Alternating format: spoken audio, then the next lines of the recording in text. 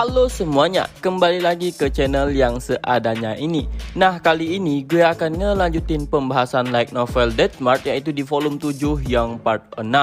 Nah, bagi kalian yang baru mampir, alangkah lebih baiknya untuk menonton video sebelumnya dulu biar tahu alur ceritanya. Dan jangan lupa juga untuk tekan subscribe-nya sebagai bentuk dukungan untuk channel ini ke depannya. Nah, kenapa gua kemarin gak upload? Karena gua sedang sakit ini aja, suara gua sampai berubah, ya kan? Agak-agak medem gitu.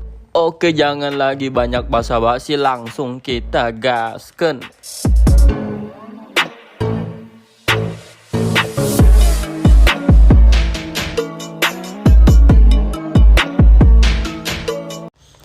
Di video kemarin kan sampai pada pembahasan yang dimana parti 1 itu diminta untuk dibaptis. Nah, 2 hari setelah pembaptisan, Putri Menea pun mengunjungi Sato di mansion. Karena dia sudah tidak bisa menunggu undangan dari Sato yang berjanji akan mengajaknya jalan-jalan di ibu kota lama setelah insiden naga hitam. Di sana, Putri Menea ditemani oleh seorang gadis muda berambut coklat dan seorang anak berambut hitam serta kesatria pengawalnya. Putri Menea pun meminta kedua anak itu untuk memperkenalkan diri mereka kepada Sato. Gadis muda pun yang memperkenalkan dirinya sebagai Yui Akasaki, yang dulunya adalah seorang idol. Gadis muda kurus Yui itu memiliki mata gelap dan berambut coklat sebahu dan tingginya kurang dari 5 kaki. Menurut informasi tambahan di layar AR-nya, dia berusia 13 tahun, berlevel 2, dan keterampilannya adalah acting. Dia menyebut dirinya sebagai idol karena dia benar-benar kawaii. Menyadari bahwa gerakan mulutnya tidak sesuai dengan kata-katanya, Sato pun menggunakan keterampilan membaca bibirnya dan menemukan bahwa gadis itu berbicara bahasa Jepang. Yang diduga Sato, dia menggunakan alat sihir dengan fungsi terjemahan.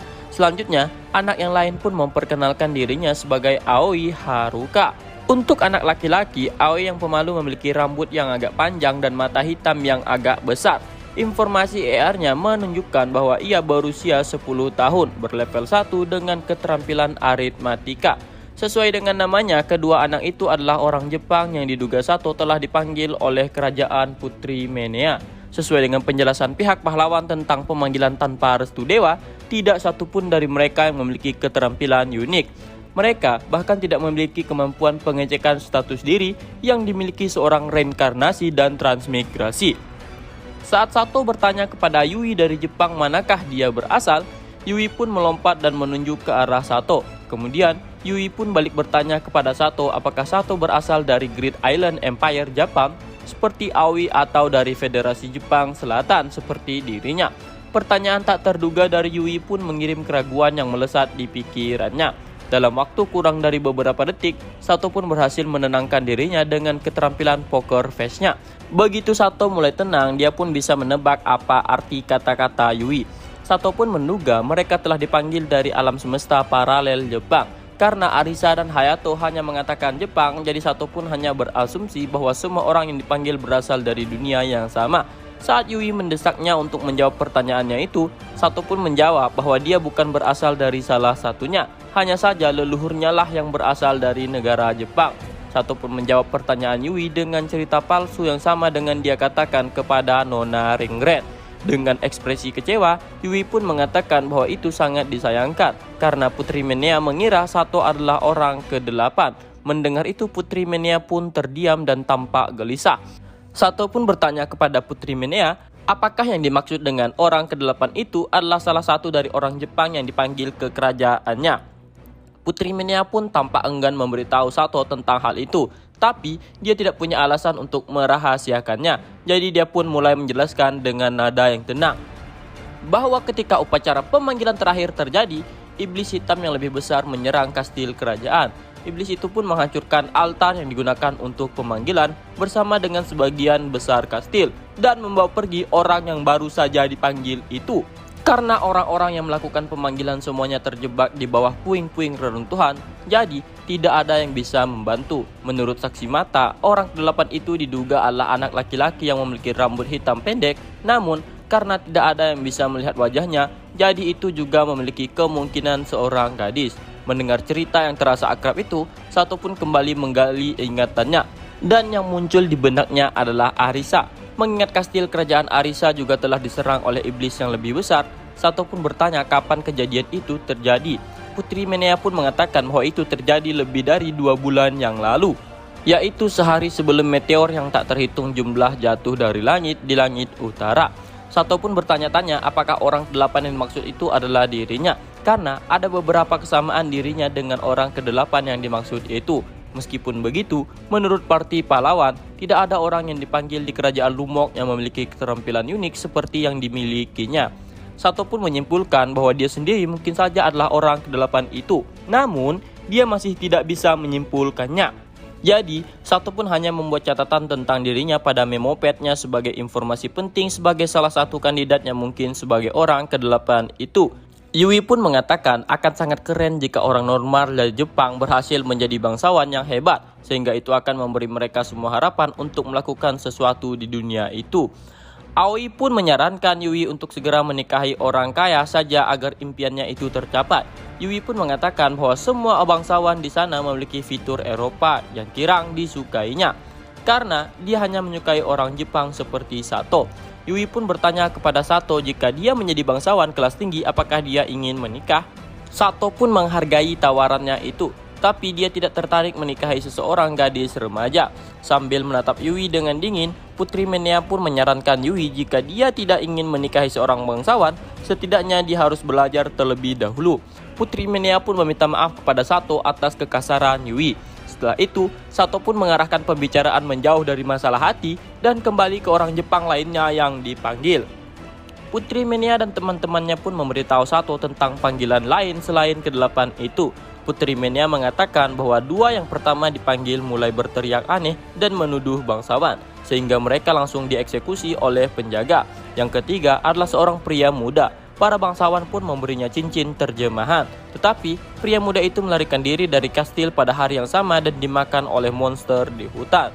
Pada saat tentara mengejarnya, tentara pun hanya menemukan tangan kirinya yang memakai cincin itu serta sejumlah besar darah yang tertumpah di lokasinya. Orang keempat adalah seorang pria berusia 30-an. Di tengah-tengah pelatihan pertempurannya, dia berusaha menyerang seorang bangsawan yang datang untuk mengamatinya sehingga dia juga dieksekusi. Orang kelima adalah seorang wanita berusia akhir 20-an. Setelah mereka memberinya cincin terjemahan dan menjelaskan situasinya, dia pun bunuh diri pada malam yang sama karena mengetahui bahwa dia tidak mungkin lagi dikirim pulang kembali ke Jepang. Itu karena kekuatan Lady Yuriko yang digunakan untuk memanggil orang-orang dari Jepang sangat tidak stabil. Bahkan dengan bantuan perangkat upacara pemanggilan, dia tidak pernah bisa terhubung ke dunia yang sama 2 kali. Dari sana, Sato pun mengetahui bahwa reinkarnasi bernama Yuriko itu memiliki keterampilan unik bernama World Connection yang mampu menunjukkan apakah itu dunia yang sama. Dan orang keenam adalah Aoi dan yang ketujuh adalah Yui. Dengan kata lain, selain Yui dan Aoi, semua orang Jepang lainnya telah meninggal atau hilang. Tidak heran pahlawan dan teman-temannya menjadi marah ketika mereka mendengar nama kerajaan Lumok. Namun, Sato juga merasa tidak adil untuk melimpahkan masalah itu kepada Putri Menea yang sama sekali tidak terlibat langsung dalam pemanggilan. Setelah itu, Sato pun bertanya tentang bagaimana kerajaan Lumok akan menjaga 2 anak itu. Karena jika mereka tidak punya tempat untuk tinggal, Sato pun bersedia membawa Yui dan Aoi. Putri Menea pun mengatakan bahwa mereka berdua tidak akan diserahkan kepada kerajaan, karena Putri Menea akan belajar di luar negeri di Akademi Kerajaan di Kerajaan Shiga. Jadi, dia pun bermaksud untuk membawa mereka bersamanya sebagai pelayannya. Saat itu terjadi, ketukan di pintu pun mengalihkan perhatian Sato. Pelayan pun mengatakan kepada Sato bahwa pahlawan telah datang untuk menemuinya. Mendengar kata-kata dari pelayan itu, Yui pun melompat gembira dengan antusias. Putri Menea pun memarahi Yui ketika Sato berbicara dengan kepala pelayan. Yui pun segera melompat untuk menemui sang pahlawan, tapi Ringren segera mencegatnya. Yang menemani Hayato pada saat itu adalah Miss Ringren, Prince Meries, dan Priestess Loleya. Miss Ringren pun bertanya kepada Sato siapa sebenarnya anak yang tidak biasa itu yang memiliki sedikit kemiripan dengan Hayato dan Sato. Sato pun membenarkannya bahwa mereka juga berasal dari Jepang, namun sedikit berbeda dari Hayato. Pahlawan itu pun mengerutkan keningnya dan menepuk kepala Yui dengan lembut. Tapi Yui pun memprotesnya dengan mengatakan untuk tidak memperlakukannya seperti anak kecil, karena dia adalah seorang idol yang cukup populer sebelumnya. Hayato pun meminta maaf. Kemudian Yui pun bertanya kepada sang pahlawan apakah ada kemungkinan bagi mereka untuk kembali ke Jepang. Hayato pun tidak bisa memastikannya karena tidak ada metode pengembalian di kerajaan Shiga. Mereka bisa saja mencoba menyelidiki buku terlarang di kastil kerajaan, tapi itu terlarang bagi siapapun selain raja atau nyonya arsip terlarang, putri ke-6 Sistina. Kuil Perion dan Kekaisaran Shiga juga tidak memiliki informasi tentang itu. Jadi, lebih baik mereka untuk tidak berharap terlalu tinggi. Mendengar itu, Yui pun terlihat cukup netral, tetapi Aoi mulai menangis sehingga Putri Menea pun memeluknya. Setelah memperhatikan Aoi sejenak, Yui pun menampar pipinya sendiri dengan ringan dan mengatakan bahwa mulai sekarang dia bertekad akan menjadi idol terbaik di dunia itu atau menjadi ratu kerajaan. Yui juga menyemangati. Maksud gua tuh, Yui juga menyemangati Aoi untuk berusaha melakukan yang terbaik demi masa depan mereka di dunia itu. Senyum kecil pun kembali ke wajah Aoi atas dorongan Yui itu.